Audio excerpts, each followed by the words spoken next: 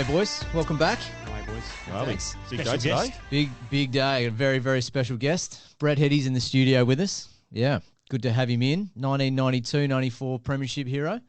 For West Coast. For West Coast, yeah. How are you, lads? Very good. Very good. Yeah. Good to have you here. Yeah. I'm being a West Coast fan in the 90s. It's an honour to have you here, so it's great. Yeah. I was a young bloke, when I was in the 90s watching footy. I used to wear number 1 because Brett Heady used to wear number 1.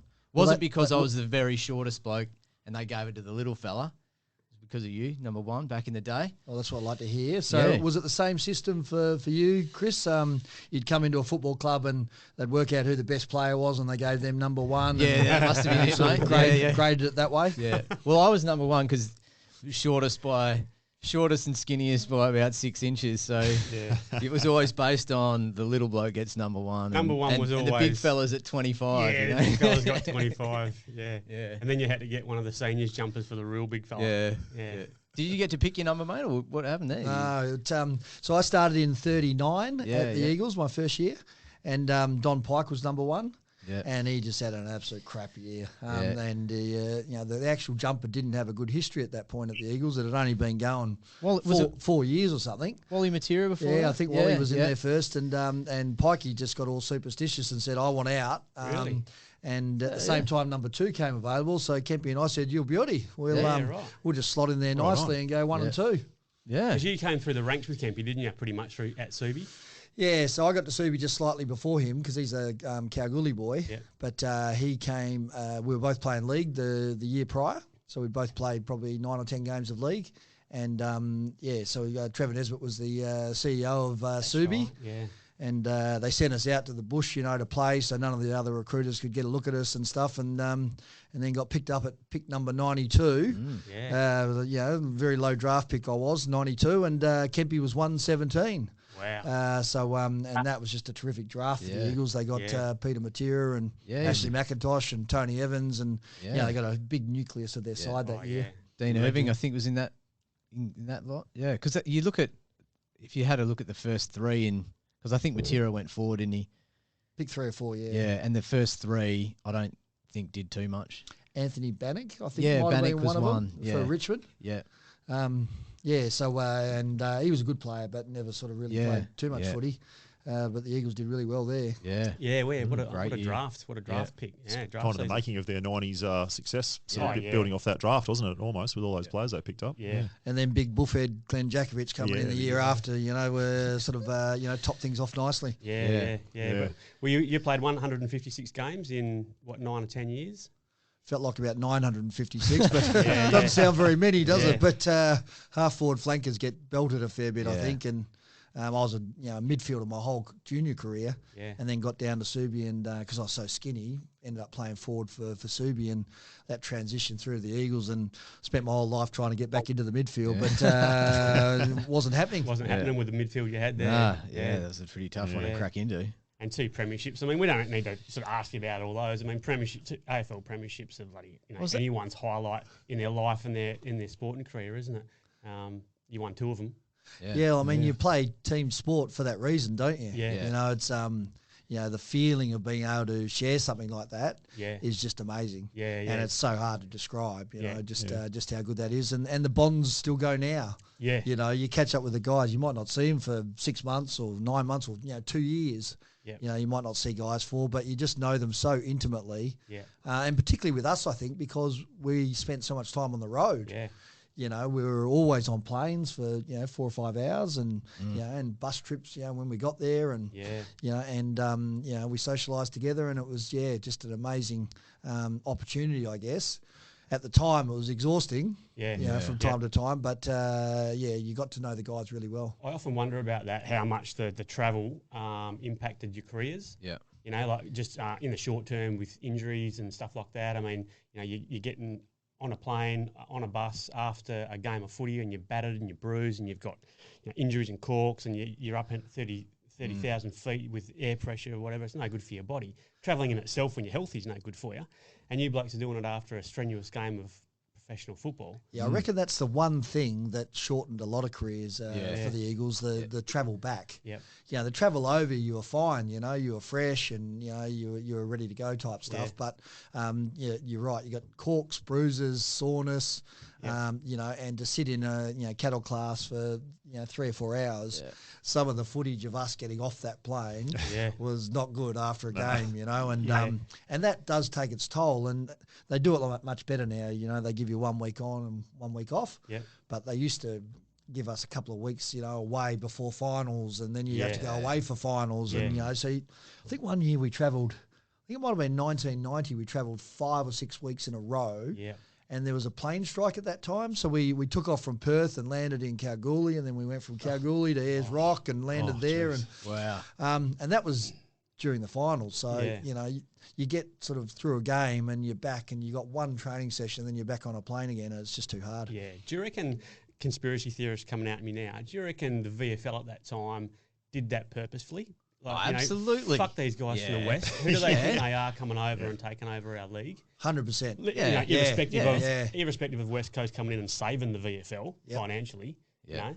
I think it was an Essendon bloke, now that I think about it, that you know, put together all the travel itinerary for the Eagles, Dave. Just out of interest. Definitely in 93 didn't he? Oh, well, was that the year that we finished in 5th place or something, and they just wanted a final in Melbourne. That's right. And so we played the 8th side in Melbourne in the first week of the finals. It might have even been Essendon. So I think Essendon were quite good that year, weren't they? They won it. They won it in 93. But they knocked West Coast out. I think it was like the semi-final or something, wasn't it? Little things like that wouldn't watch these days, would it? You know, little things like that. Those little. There's just no way. Fixturing manipulations. But they still do it, the Victorians. You know, like the headlines of in 2015 over there was something about Kennedy or one of those ones, and it really threw them off. That's why they lost, I'm sure, 2015. Well, what about Collingwood? They come over here once a year or something? Yeah. You know? I mean, shame if you're a Collingwood supporter. You know, you don't get to see your side play twice, but yeah, is it once or twice? Their travel's what, 30 minutes in a car to the MCG every week. Yeah. They might have to pretty go much extra long. That's what they classify as travel. Yeah. Planes, we don't get on planes. No, that's right. We're Collingwood, you know, we don't do that. Yeah. Mate, you've got some good stories about Collingwood supporters. You've told me over the time. And just our history, like I've been fortunate enough to coach my son and Brett's son in the footy. Maybe Brett can clarify a rumour. Weren't you coach of the year? West Perth District Coach of the Year in 2017. West Perth District Coach of the Year. Yeah, it's pretty royalty. It's an honour. Definitely no rumour. Yeah, absolute gun coach, this boy. Yeah, I can believe that. Even as late as last year, I was still trying to get him back and take the boys on. And but he did. He won the coach of the entire West Perth District, which is a huge honour. Yeah, it was cool. I think that was voted by parents and a whole. Yeah, that's pretty good. It helped that he used to sort of come out at quarter time with his shirt off and stuff. You know, the mums loved it. There was a serious mum vote in amongst all of that. I think rubbing some oil up on yourself. Yeah, that's it. Right. Yeah, classic. When you got a rig like that, though, you get the shirt. I wouldn't have a shirt on ever. I don't reckon. No, that's what I keep saying to him. Is that certificate still in a plaque at the front door at your house, Rue, or have you moved that now? It is, mate. Yeah, it's on the mantelpiece. amongst all the others. Yeah, nah. But if I'm looking that good when I'm 75, I'll be taking my shirt off too, mate. But mate, my young bloke dropped out of footy, and then so you've obviously taken the reins of that side last year. And how'd you find coaching? Challenging, very challenging actually. It was a lot of fun, and really enjoyed it. And I'm coming back for a second year. But obviously at that age, it was an age of 15. Some of the kids were 6'3" and 6'4". There was one kid that was over 100 kilos. Yeah. And then you've got the the really small kids that are sort of more your sort of 40 to 45 kg. And then you've got the kids that sort of struggle to run a bit. But it's still at an age where you're trying to give everybody equal game time. play them in as many different positions as you can, even though they're physically not suited to some of that stuff. So we were up in quite a high grade, and we were playing your Swanbournes and Mosman Parks, and that were getting their feeder systems from Scotch and Christchurch, and and we did super well. We beat those sides from time to time.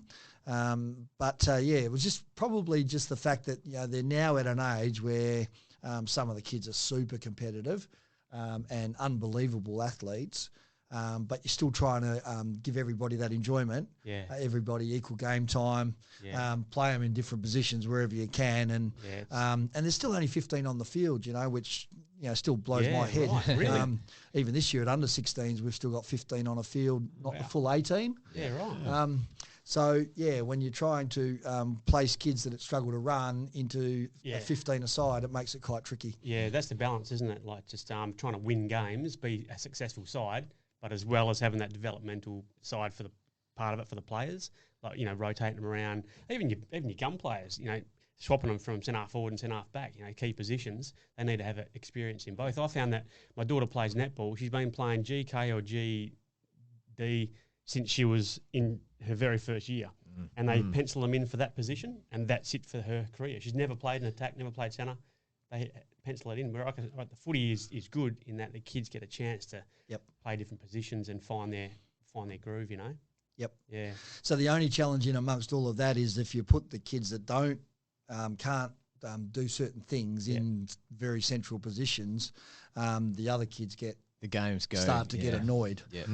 And you don't want any bullying whatsoever, and you want to be a cohesive unit, and I got a bit of a sense of that last year. There wasn't anything specifically said, but the kids would work hard obviously and get it in, and it just comes straight back out again. And so there's a lot of challenges in junior footy, and then you got the parents. Yeah. Oh my goodness, I don't know how you handle Mondays, Dave. I mean, my phone just used to run off the hook, just with how do you think little Johnny's going, and so on and so forth. And Monday was a full on day for that. But take time off work to get back to all the texts. But I loved it, and coming back again this year, and we've started pre-season a lot earlier. Yeah, got them doing some running and swimming and all sorts of stuff, and they're complaining like crazy. But what a great opportunity for these boys to be coached by an AFL player. Yeah, they would not many kids would get that opportunity. Are you able to bring in some of your experiences from your playing days of coaching, or has it changed so much that bringing something in from those 90s days, from your playing experience and from coaches gave you to coaching young boys now? Are you able to bring some things in, or is it just totally different? No, definitely. I mean, when you're around footy, as you guys have been for so long, you sort of understand certain elements of the game, and certain elements of the game never change. Yeah. You still got to win a contested footy. Yeah. You still want to play the ball in your half. Yeah. So centre clearances, stoppages around the ground, that sort of stuff. It's still critical that you get the ball going your way. Other things have changed unbelievably over the years. It was back in the 90s, it was very much one-on-one, wasn't it? And we had a full forward, and we had at least one other player inside 50, and you could get the ball and kick it long and know that it's going to go to a one-on-one target. And then everything got sort of thrown on its head with zones, obviously. Yeah. And then we had the rolling zone, didn't we, with Clarko for a while? Yeah. And there seems to be a massive emphasis now on getting the ball inside 50. So clearance is really important again, and then manic pressure to try and keep it in there. So you got your Richmonds and Collingwoods and these sort of sides that now just, they push all the players up the ground. You'll have the fullback that's sitting at the centre square, basically. Yeah.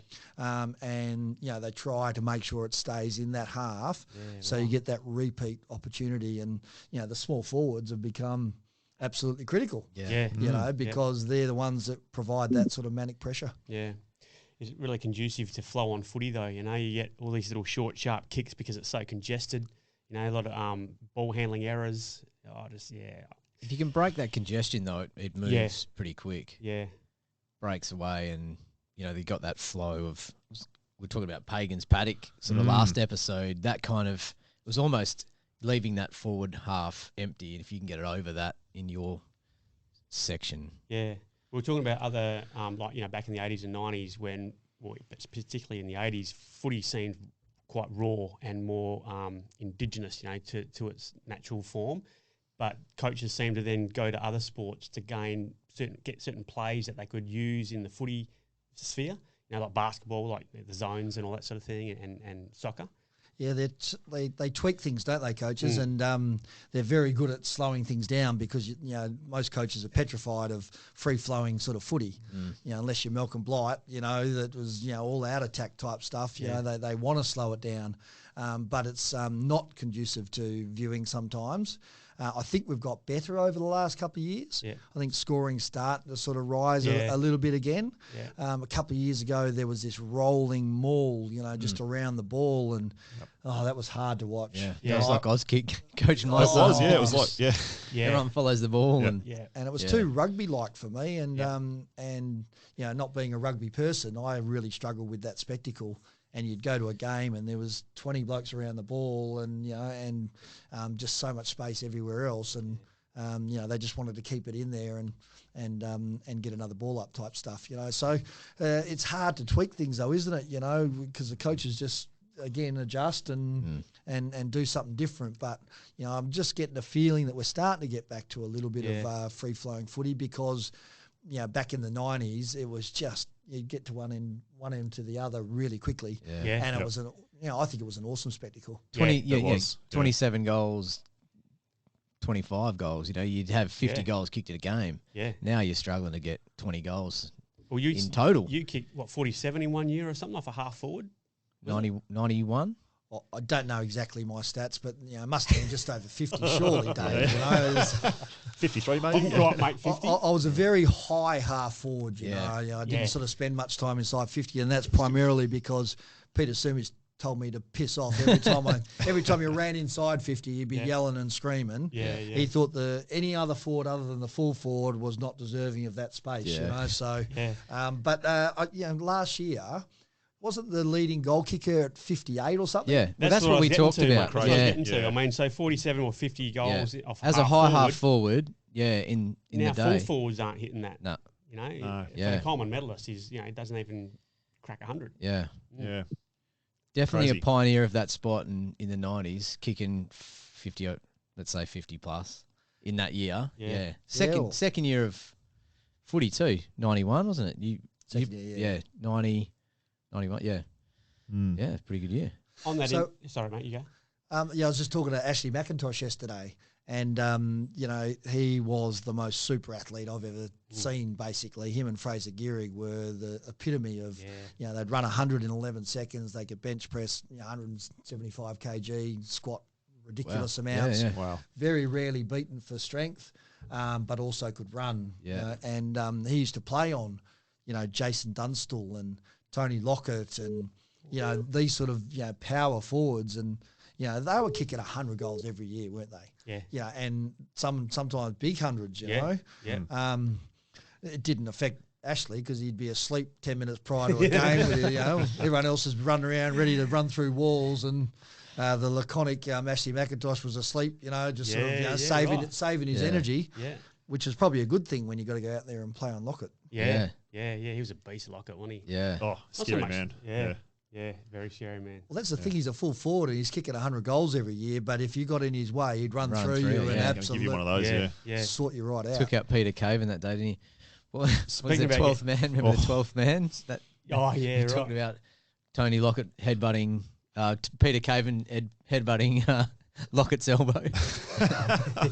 That was brutal. Man. Yes. You just don't see that in the game anymore, do you? Like, it's changed a lot from that really tough style of footy in the 90s, and it's more clinical and sort of just a very different game now. But I really miss those 90s sort of epic matches, and there might be a bit of a dust-up in there. And I used to really look forward to watching it. Yeah, and you had the match-ups too, didn't you? Like we were talking about before. Absolutely, the one-on-one. Back in the day, you had the Carey-Jakovic match-up, and there'd be some in the midfield, like, I can't wait to see these guys play this week, because they're matching up. You don't see that these days. Yeah. It's People a lot would of turn up rotations. for that. Yeah. Watch that, how that duel went. That duel, Yeah. Interesting, Now, speaking of shit mixers, you got shit mixed in that game against Footscray here, eh? Or Western Bulldogs, they're called these days. Yes. At Subi. Yes. My fault, 100% idiot.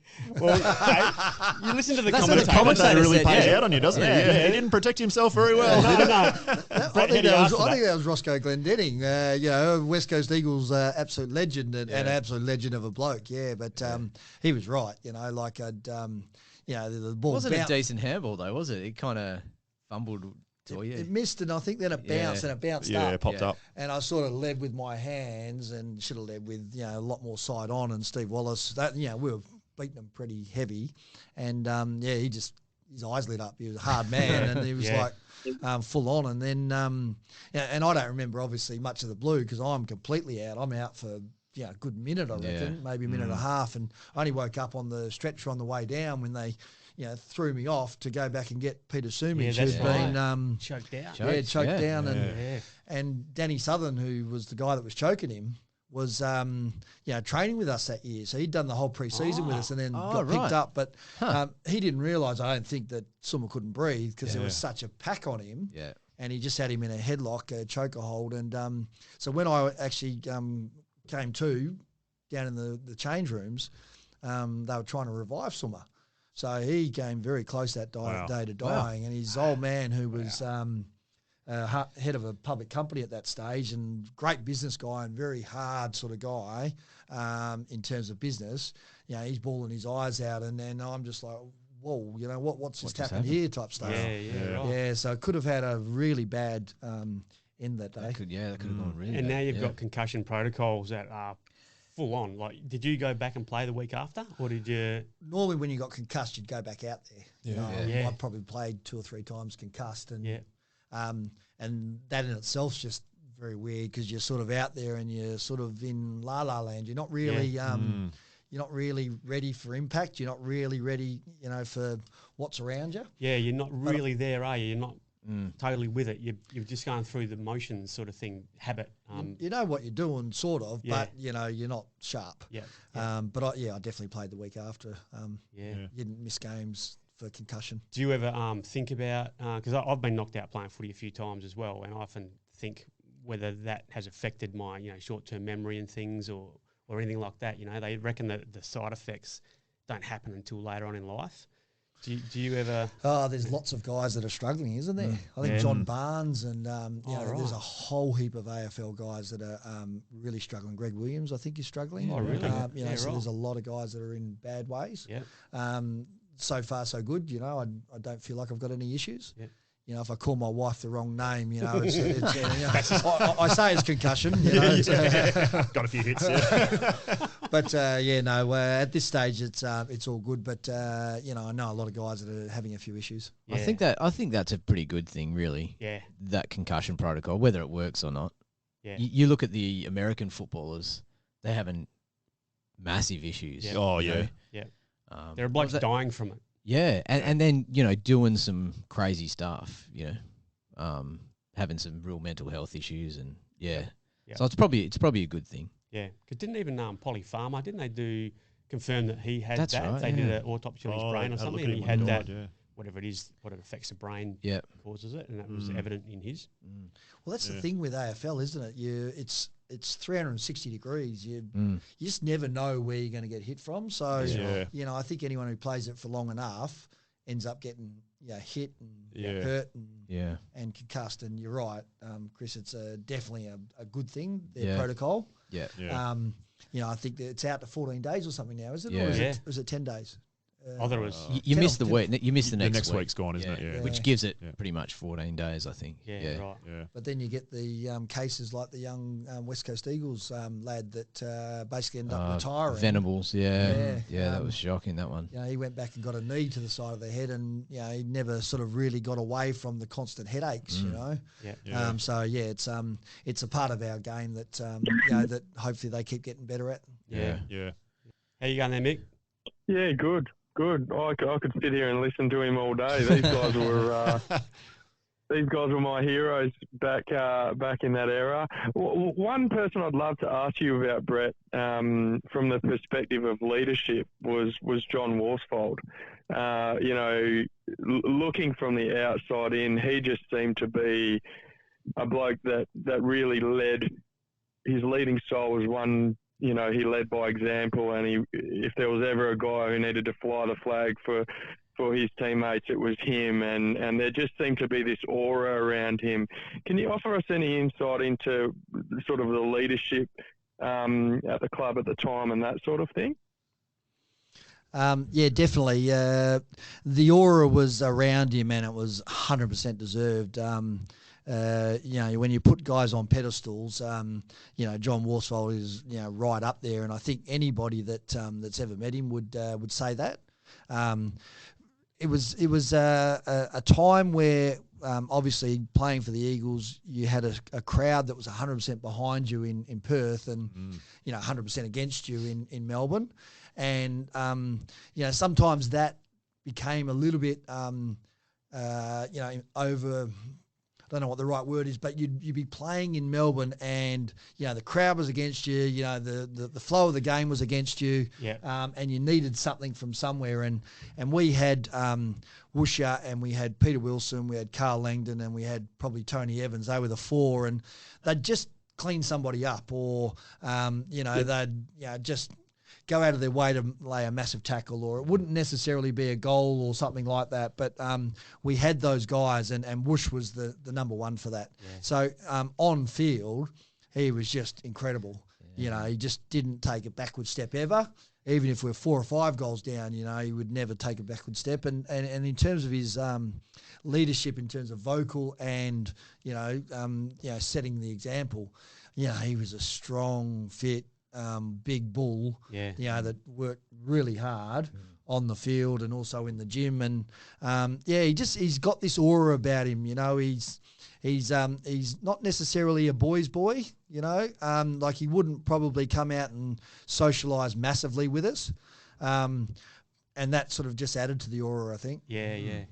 Because you would have had to match up against him in your scratchies, wouldn't you? Like the likes of him and you Bluey McKenna, backline players, you would have had to line up against them. Well, you get asked so many times who your hardest opponents are, and my hardest opponents were hands down pre-season, you know. Right. You know, you'd either get Bluey McKenna that was a machine and would just run off all day long, you know, chasing kicks and making you, you know, use your energy to chase him. And then you'd get John Worsfold, who'd be sitting there all day long and he'd just be pinching you, you know, he'd grab you around here one of those. Just all day long, and then he'd be grabbing his studs and he'd be running them down the back of your leg, and I'm like, yeah, whoosh, it's pre-season, mate. He says, I've got to prepare you, Jobby. I've got to get you ready, he says, you know, and I'm just like, all right, but the only way to get him was to run. I used to be able to just get him later in the game if I ran, but if I didn't wear him out, you know, you could never beat him because he was so powerful, and so strong. Because he got Ablett in that grand final, didn't he? After Ablett knocked out Pike, was that that was one of my favourite bits, because I think that maybe turned the game. I don't know, Geelong maybe kicked a couple. No, it was the number one going in the centre, you know, in the second quarter that turned the game definitely on its head, you know. The half forward going in there and, you know, picking up couch and stuff, Dave, that turned that game. But talking about that particular incident, Woosh didn't know who had hit Pikey. Oh, right. But, you know, you talk about how the game's changed. I mean, I'm going to get Ablett. Come out and literally lifted his elbow and put an elbow to the jaw of Pikey, knocked him out cold. Yeah. Pikey's come back on 20 minutes later or something, but he was completely out. But Woosh was looking around and wasn't sure who had hit him. I want to get someone. But Carl Langdon just charged down there, and he'd seen it, I think, and you know, he was trying to rough blokes up and whatever else. But I think Ablett was quite lucky that Woosh didn't know 100% who had actually belted him that time. But he's a tough guy, Woosh, and you know, and he'd be relentless too. You know, once he was on you, and he was whacking you, and he was, you know, some of those first couple of derbies, oh my God, he'd be running around with cleaning up Winston Abraham and cleaning us up, and he was just like, you could just see the rolls of his eyes, you know, and he's just like, I'll just stay over the other side for a while, I think, and keep away. Do you reckon that adversity you spoke about, where you went to Melbourne and everyone hated you and you're doing all the travel, do you reckon that made you a stronger team? Like it sort of forged a bond with you because you had that when you went over there and you didn't have much support? It forced you guys as a team to sort of be tighter and stronger or something like that? Yeah. Do you think that sort of helped you be such a strong team? Malthouse was really big on that. So, he used to, try and work that to our advantage for sure. But, I can't see any way that it doesn't, because you'd go from having 40 or 50,000 people roaring for you to, the same or slightly less, absolutely hating you. And, they used to do some despicable stuff over there. A couple of things that come immediately to mind is, they used to urinate in cans, and we'd have to walk down the race, and they'd be pouring that on our heads at half time. That would have been Collingwood for sure, eh? Yeah. Collingwood and Essendon, I reckon. No, not Bombers, But they were small suburban grounds in my first year. We played at Victoria Park. Yep, I remember going out there. Yeah, and there was Windy Hill. So at Windy Hill, the crowd was a metre from the boundary line because they were just trying to make it bigger, such a small ground. And one year, I think it was 1990 or 91, and one of the spectators got Don Pike in a headlock and was actually holding him in a headlock when there's a stoppage at the boundary line. I mean, what would they do to that dude now? Banned for life. Yeah, so I think it does. It's got to bond you. Yeah, and and obviously the travel does as well. But there was a lot of experiences in there that made us really tight. Yeah. Would one of them be? I remember listening to a story from, I think it was Worsfold, and he was talking about flying back and coming off the plane, going immediately to nightclubs, and Djakovic wearing his West Coast Eagles tracksuit to Rumours or Gobbles or one of the old ones back in the day. That'd really bond you, I reckon, going out and boys, he's got his tracking on. The old Aberdeen Arcadia Rumours days. Gobbles. Were they nightclubs? Were they?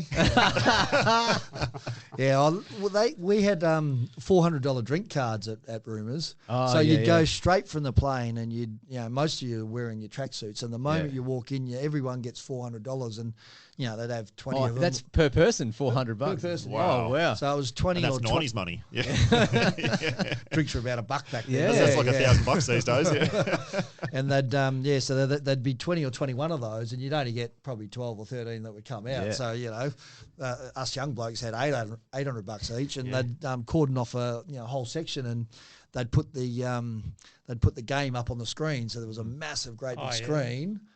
And we just used to think, how good's this? You know, celebrities, bloody rock stars, mate. You'd be talking to the girls, and you'd say, "Oh, hang on, I'm just about to kick a goal."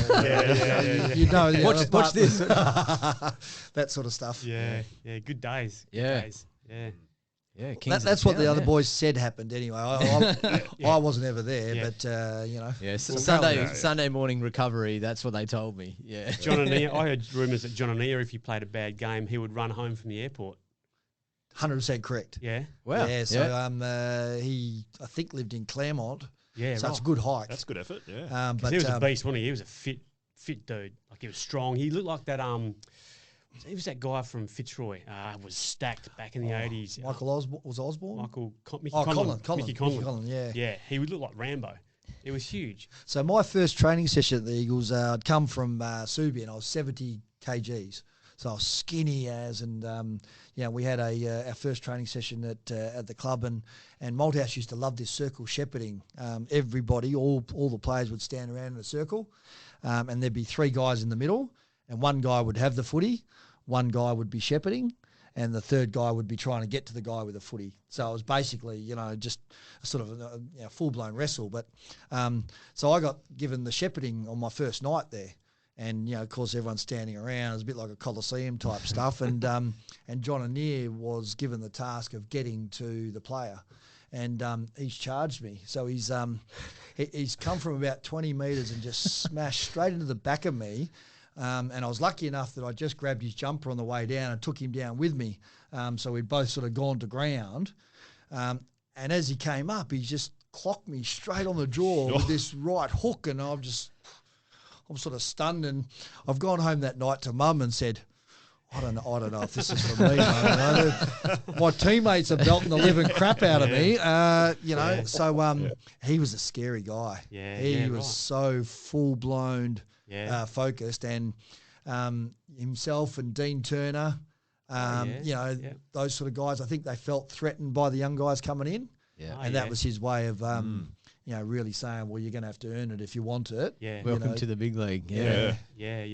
So going back to those days, mate, you talked about a few training things there that Malthouse did. Was there much in the way of like nutrition guidance and all that sort of? Did they give you?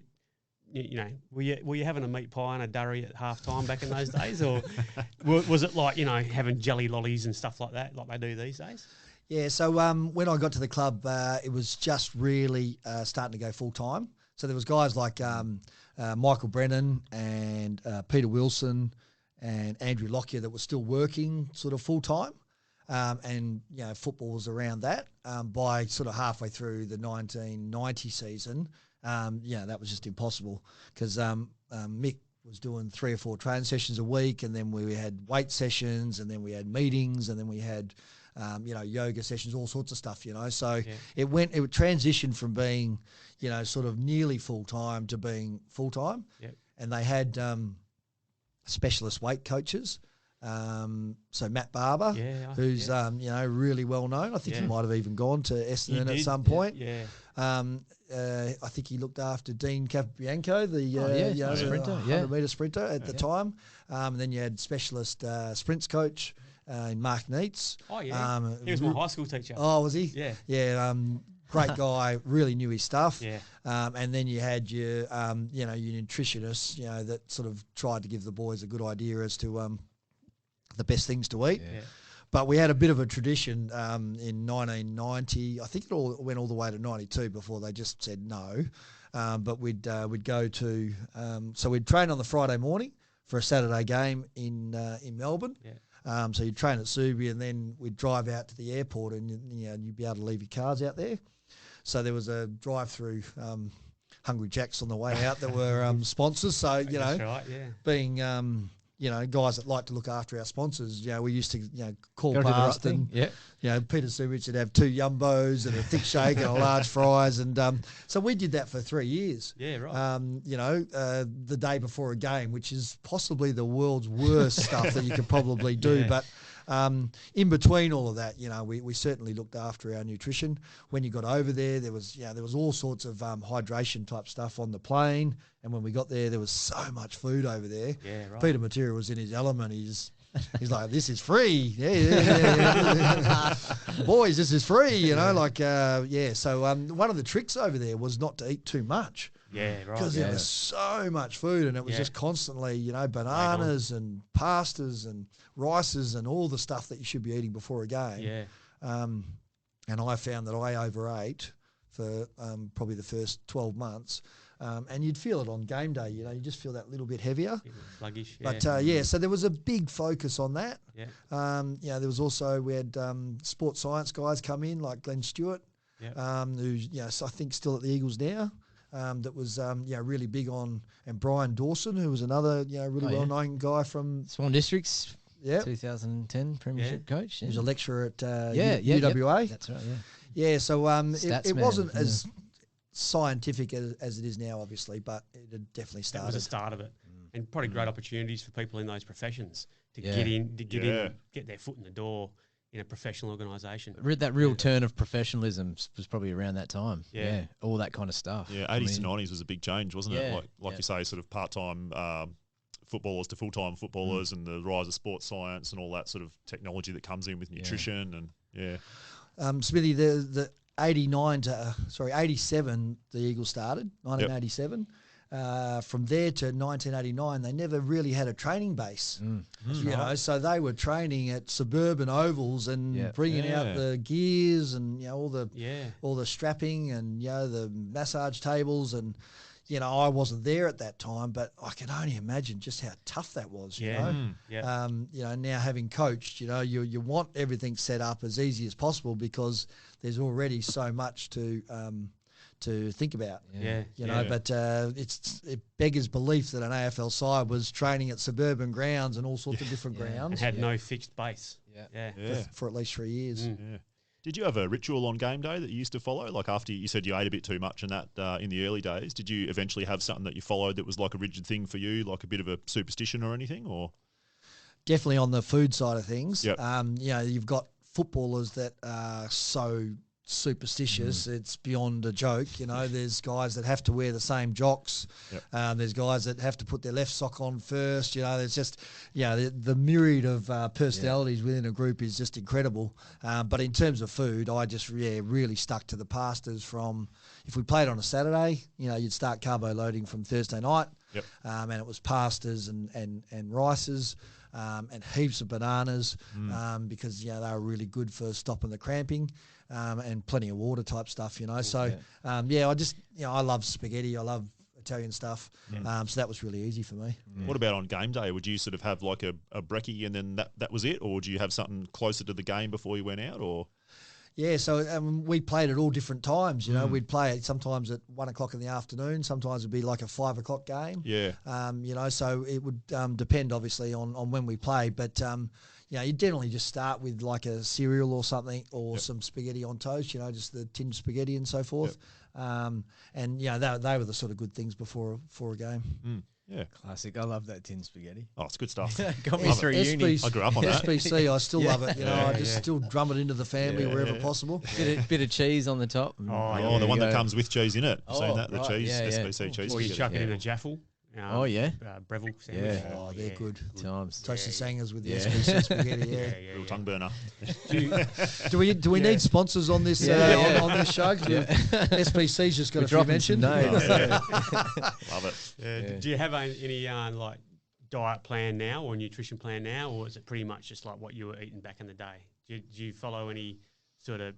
Are you a keto person or just a paleo person? You love your red meat, all that sort of stuff. Yeah, not really a red meat person too much. I'll still eat it, so there's no problems. But Andrea, my wife, is full on with the vegetables and salads and that sort of stuff. We do everything in the world to probably avoid too much of it because we still prefer your chickens and your rissoles in our family are very big, and we love our steaks and sausages and that sort of stuff. But so I don't really follow anything in particular. I don't eat as well as I should. I get up at night all the time and read the paper and munch on chips and potato chips and whatever else. But I also, in between all that, just obviously watch portion sizes and whatever else. And because I'm coaching, I sort of have a bit of a run around with the boys from time to time. So you got to be in some sort of nick to be able to do that. Yeah. And we've actually got a game coming up, I think, in about 4 weeks' time. Oh, yeah? Yeah, so it's against the second generation kids. So we've now got a whole heap of young kids coming through like Josh. Yeah. So there's the Banfield boys and Macintoshes and Turnbulls and Maturas. And, they've all got kids, and they're all now at that 15, 16, 17 years of age. So we're playing against them before the Giants game.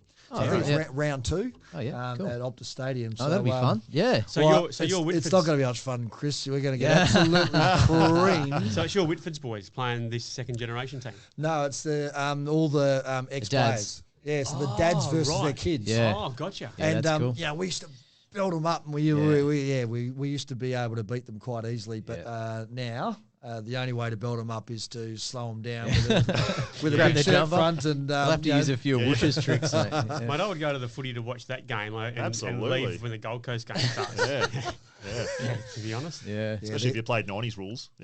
Yeah. Did you have any other questions, Mick? Mate, you transition out of footy. I think a lot of the modern players now, not just in AFL but across other sports, are talking about the complexities and the difficulties and things like that. And I think there's a greater awareness sort of coming about through potential sporting careers of having something to look forward to outside of footy. I'm interested to find out how you found that transition and perhaps what you did and all that sort of thing. So there wasn't anything really formally in place for when you retired back when I retired, and they do it brilliantly now. So that's one area that's just come on in leaps and bounds. So they really get them heavily involved in life after footy, probably halfway through their career.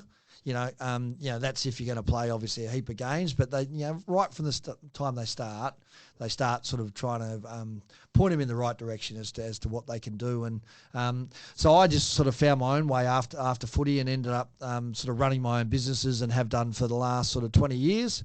I think 10 years of Malthouse yelling at you sort of, stops you from wanting to work for anybody else at any point. But just as an aside on that, and this is getting away from the question, but we caught up for our 30-year reunion last year. And awesome. And it was absolutely brilliant to see Mick. He's a different man. He's obviously not in a coaching environment, but he was mellow and engaging and really a bit cuddly. And it was like, is this you, Mick? Right. So I think he's got a whole heap of grandkids. And, from being a guy that was, not personal, he stayed everything away from becoming personal. Yeah, right. I remember one end of season trip we went to London, and we're in a English pub, and we'd just won our second premiership so we'd played in 3 grand finals and won our second flag in 3 years, 4 years, and everyone went around and did a skull. And it was just, we were probably right at our peak in terms of the success, and Mick wouldn't drink. Oh. It came to him and he just refused to have a drink and whatever else. And that was him keeping the separation between him and the playing group. Yeah. So coaching now has changed dramatically. Yeah. But Mick, getting back to your question, they now obviously earn a stack of money. So they've got some real good financial planners with them the whole way along to make sure that they put that to good use.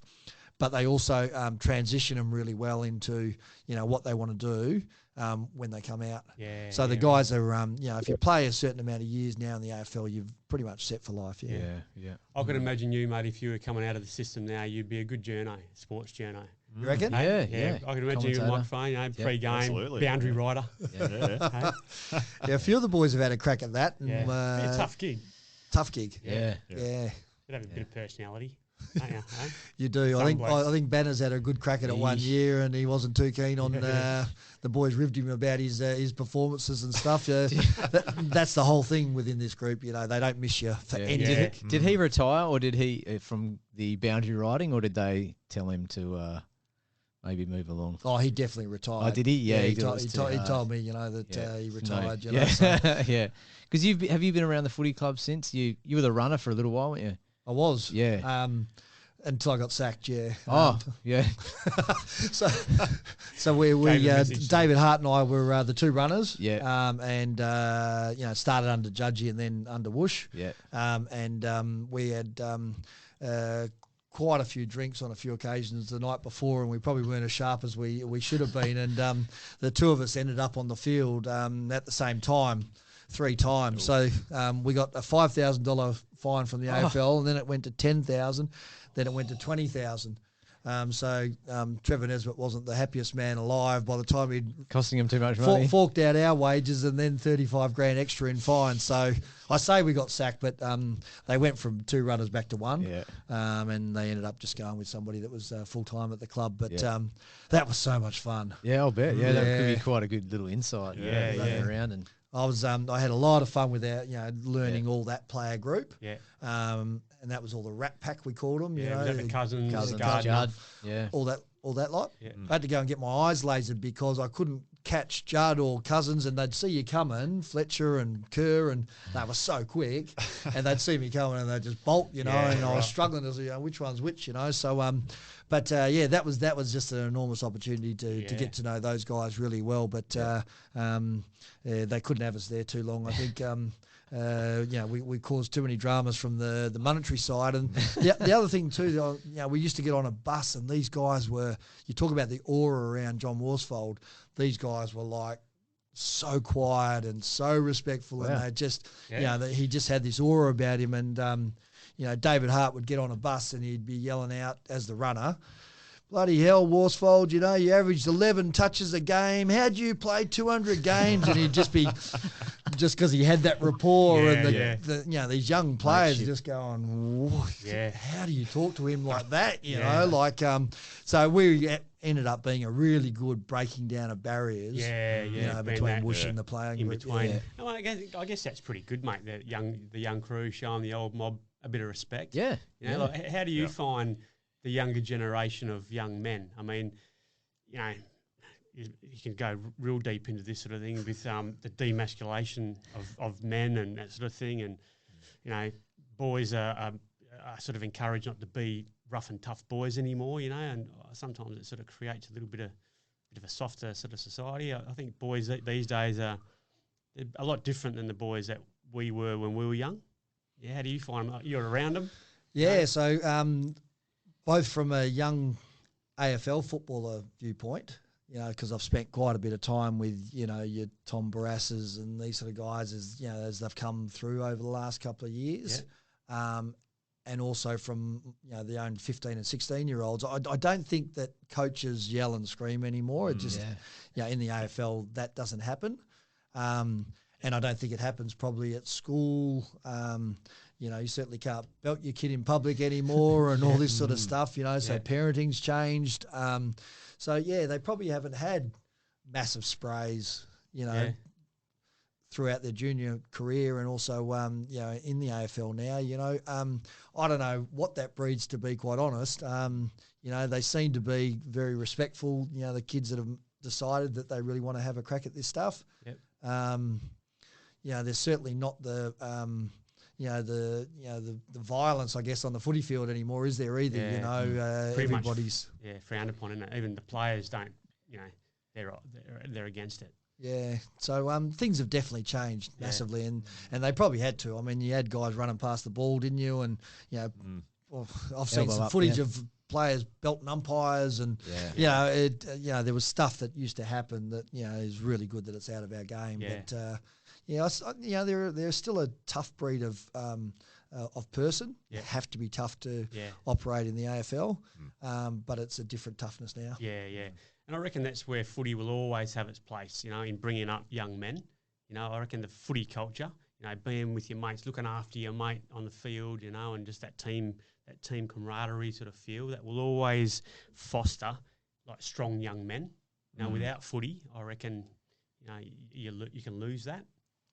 Yep. Maybe especially playing club footy as well. Like the AFL's very clean now, and you can't get away with anything because there's cameras everywhere and there's 100,000 people watching you. But at a club level, it's probably still AFL's a tough game, but probably club level, it's maybe a bit more rough and tough as well. And it's definitely a tough. Yeah, I mean, there's no cameras at amateur. Some of those that's what I mean. Yeah, some of those country leagues I've played in back when I was playing, they were the toughest leagues. They were just brutal. Like the old farm boys down south, the upper Great Southern leagues. Right, man, that was the toughest league I've ever played in.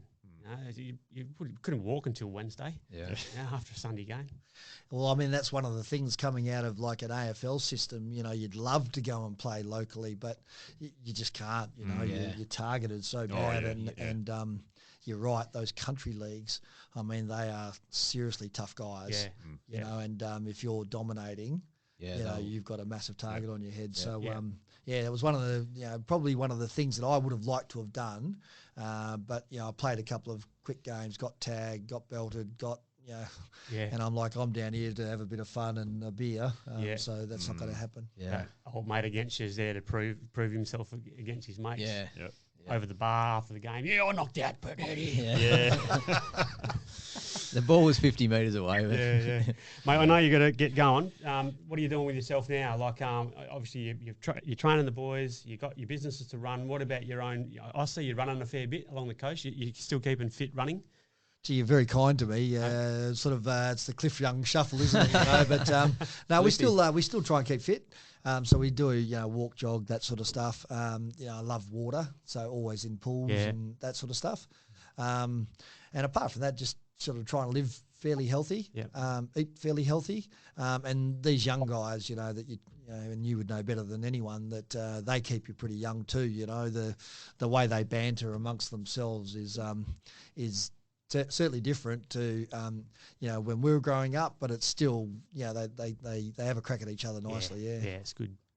So the ankles are going all right then? It's all right. Yeah. Well, that was another bad mistake. You talk about bad mistakes about getting knocked out against the Western Bulldogs, but Malthouse had spent the whole week telling us not to soccer the ball. Okay, unless that ball's stationary, you do not soccer that ball. And we were playing Collingwood at Subi Oval, and I had Gavin Brown on me, and I'd had the best preseason. I'd just absolutely nailed the preseason, and I was so super fit, and I'd kicked a couple of goals on him. I think I had 14 or 15 touches by the start of the second quarter. So, for half forward, that's just huge. Oh, well, yeah. And, the ball's come out, and it's sort of, I thought it was quite stationary, but when I looked at the replay, it wasn't really all that stationary, and it was just that week that he'd sort of really mentioned it big time.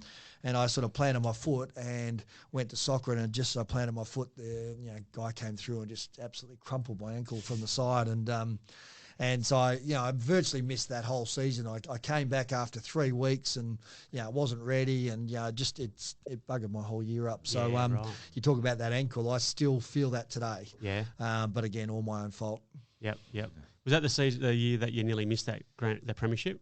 Was that 92? That was 94. Oh, right. Oh, no, sorry, 92. That was the first one. I'd missed 11 or 12 games that year with hamstring injuries. Hammies, yeah. And every time I came back, I'd play some good games, but then I'd sort of do it again. Yep. And we played Geelong in the second semi, which was once we'd won that, we went straight through to the grand final, and we won that by something like 85 points. And I didn't play in that game.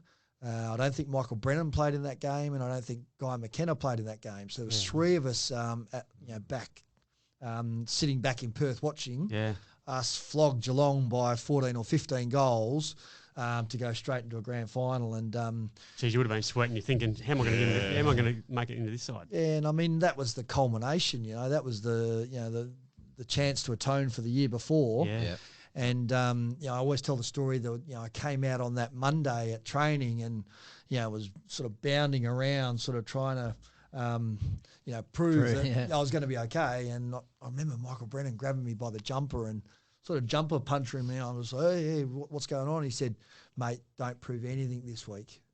Prove next week that you're ready to go. And I still maintain to this day that I would have pulled a hamstring that week, just being going too hard or trying to prove. And it gave us the week off, or not the week off, but it gave us another week just at half pace stuff. And then they put us all through these pretty full on fitness tests early in the week for the grand final that year.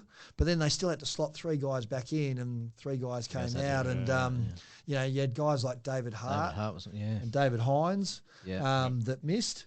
And that's why when we ended up winning the 94 grand final and those guys played in it, it was just, it was an amazing thing. And, they're 2 of my closest mates to this day. But, they had to come out of that 92 side for the 3 of us to come back in. It's funny how things work out, isn't it? Yeah, Monkey Brennan. Well, what do they call him, Monkey? I wanted to talk nicknames. I wanted to ask, because, as a young bloke, you get your footy card, and your favourite player, Brett Heady, number 1, nickname Jobby. And when you're 10, you're like, I don't really get that. Why is he Jobby? Wonder why his nickname. And then you get to 14 or 15, and you've got a mate with the surname Mike, surname Hunt, and you nickname him Mike, and you got a bloke called Clint, and his nickname's Taurus, and then you go, I get the Jobby reference now, but. It was tricky because they used to ask me all the time, exactly as you just said, Chris. The press would probably ask you, what's Jobby? And of course, I was always, because I just love my job. Work hard. I'm like, how do you explain that to young kids? I mean, goodness gracious. But, they were pretty creative. Who came up with that one? Anyone can't remember? Guy McKenna was always a shocker. Oh, yeah? He was the resident shit stirrer.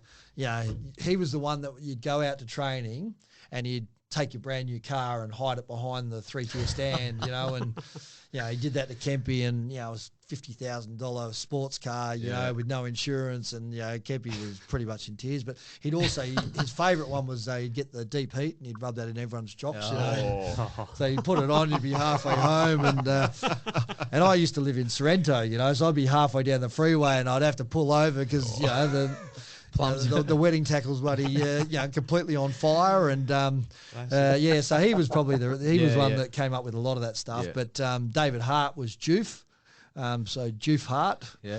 Oh yeah, of course. Yeah. So there was some creative ones out there. Some really good ones. Pretty good. I mean, that's what a footy club's all about, isn't it? Yeah, that's right. Yeah, building that community and Yeah. What about like when you're playing on the field though? Would they just like because you want to have a short, sharp name, don't you? Yeah. Like, blah, blah, blah, quick. Do they just say job? Yeah, job. Yep. Yeah, right. That's a good one. Yeah. I mean, you talk about on the field, that's changed dramatically now. Yeah. And I said before that I enjoyed being a runner. I was yapping to every opposition player. And, in those days, Matthew Carr and Josh Carr used to double team Chris Judge, and just smash him off the ball. And they'd physically stop him from getting to a stoppage. Yep. So they weren't just hitting him around the ball while the umpire was throwing it up. They'd stop him getting there, Oh man, did I call Matthew Carr every name? And he bloody cracked me. He's had a swing at me and just sort of clipped one of my ears, which, to be honest, is pretty hard to bloody miss. Yeah. But could have been swinging from 5 metres away. Yeah. But the stuff that used to be said on the football field when we were playing in the 90s, you couldn't get away with that stuff now. Yeah, right. Was, so there was a lot of banter, like sledging all day long. Yeah, right. Yeah, but now the umpires got mics and you'd be able to hear it, wouldn't you? They used to call me Prince Charles. Yeah, right. I don't know about that. I mean, he's got big ears, I suppose, So I understand it a little bit. But and then again, they'd ask me, why do they call you Prince Charles? And I say, I'm in love with his wife. Lady died back in the day, and sort of come up with that sort of stuff. But things have changed a bit out there. It's certainly cleaned up in terms of what the guys can say on the field. Yeah. Do you reckon that takes away from the game a bit? Like, was that sort of a good part of the game where you'd obviously get it, but you'd give it as well? Like, I think they still sledge, big time. Yeah. Talking to Luke Shuey about this, they still have a real good red hot go at each other, but they are very, very careful as to what they say. Yeah, choose their words. So I think there's still a fair bit going on. Yeah. You got to be careful what you say and to whom. Yeah. Mick, how about you, mate? Any questions?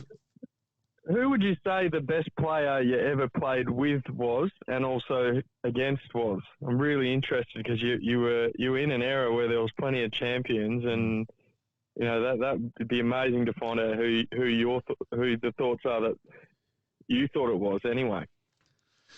Yeah, so in terms of who I played against, it would be Wayne Carey, only because he was just a presence, he was just incredible.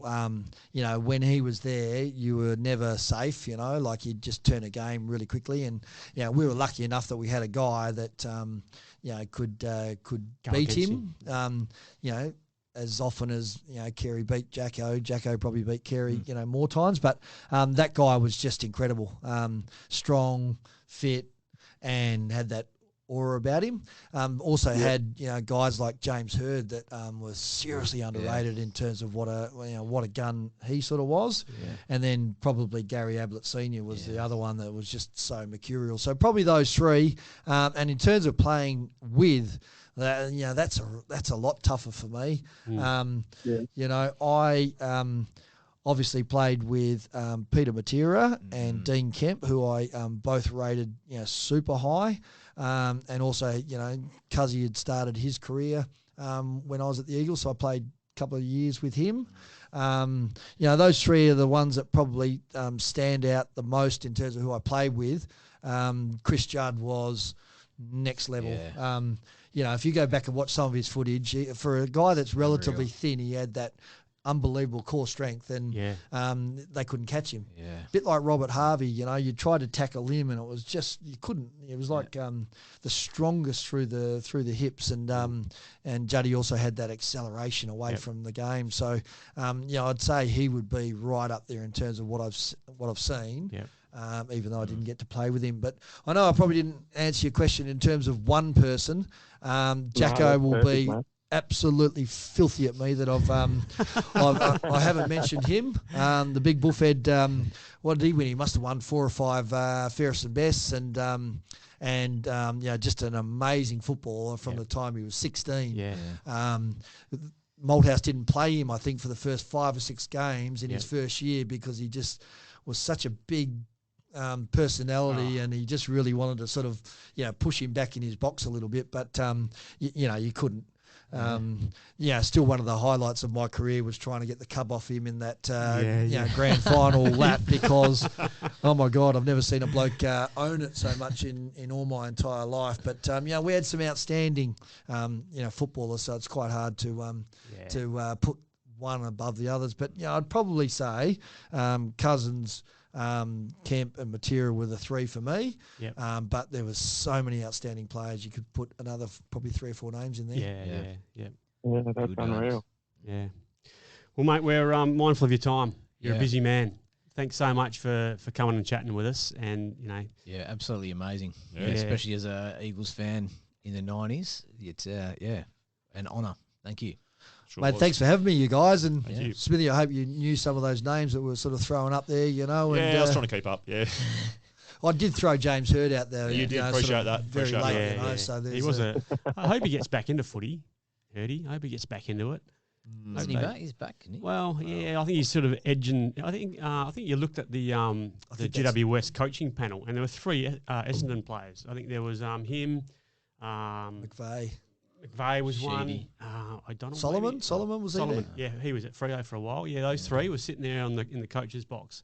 So I hope he comes back too. But I think from what I'm hearing that that there was some board members that were backing him to come back and be the Essendon coach recently, and that's really hurt him that he didn't get that job. So I don't think he'll ever be at Essendon again. That's my gut feeling. And now. I sort of, as a Bomber supporter, I think they sort of had to do that in a way. As much as I would have loved him to come back to the club, I think they had to do it just for the look. Just move that era, push that era away. Forget about it, move on. I reckon you got a gun there. I reckon you've done really well, Essendon. Yeah. I'd be very surprised if they weren't top 8 this year. Yeah.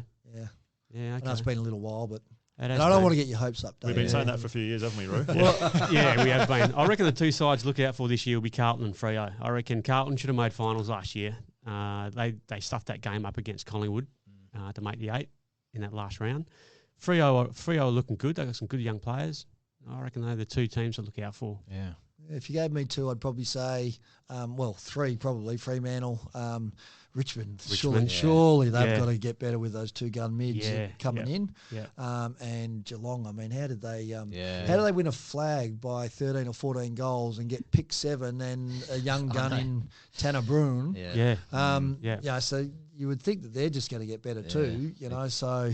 What a shit grand final. Yeah. Mate, tell you, how many shit grand finals have we had? Actually, after that grand final, I Googled the last 10 years, and I think in the last 10 years we've had 2 or 3 close grand finals in that period. If you have a look at it, it's something ridiculous, where the rest of them are all blowouts. It's a shame, isn't it, when you get a blowout? Yeah. So much build-up. The GWS Richmond one, the Richmond Adelaide grand final, they were just blowouts. It was done by half time. I remember a Port Adelaide one too, but that was probably going back a bit further. But they got time, didn't they? Just love a close grand final. I mean, those West Coast grand finals back in, was it 07, 08 with Sydney? 6-7. 6-7? Yeah, where they won, 2 points and then 1 point. 5 and 6. Sorry. 5 and 6. Yeah. That was pulsating stuff, wasn't it? That was every score was just critical. Yeah. And you love watching AFL footy. St Kilda and Collingwood, that drawn grand final. Yeah. I mean, I've never seen guys that exhausted at the end of a game. Yeah. And when it's close like that the whole time, you don't have any chance to rest. Yeah. Well, that Shaw tackle against Rewalt, that smother in the square, it turned the whole game. Yeah. And that was the last game. They played the replay, wasn't it? That was the last time they played the replay. Yeah.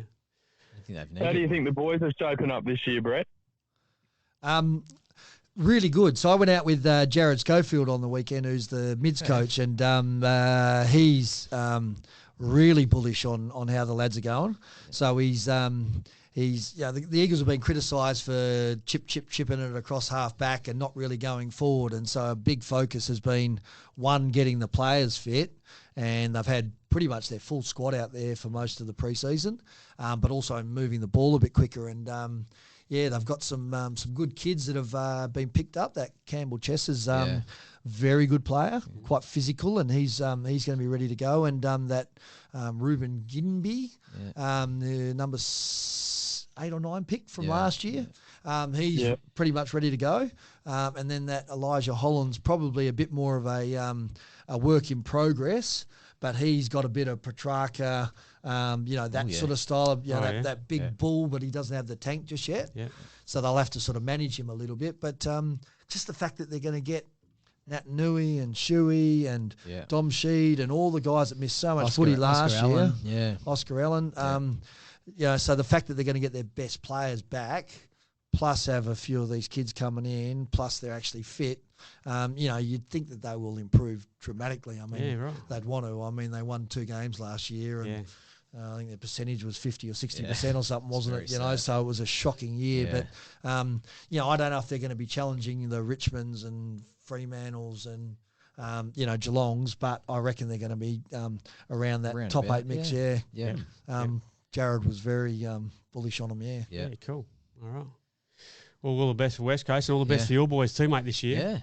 I'll definitely come down and watch a few games. Sounds good. Yeah, good luck, mate. Appreciate you coming in. Thanks for your time. Thanks for having me, lads. We could sit here and talk about footy all day. Yeah, we could. Gotta go. Thank you, mate.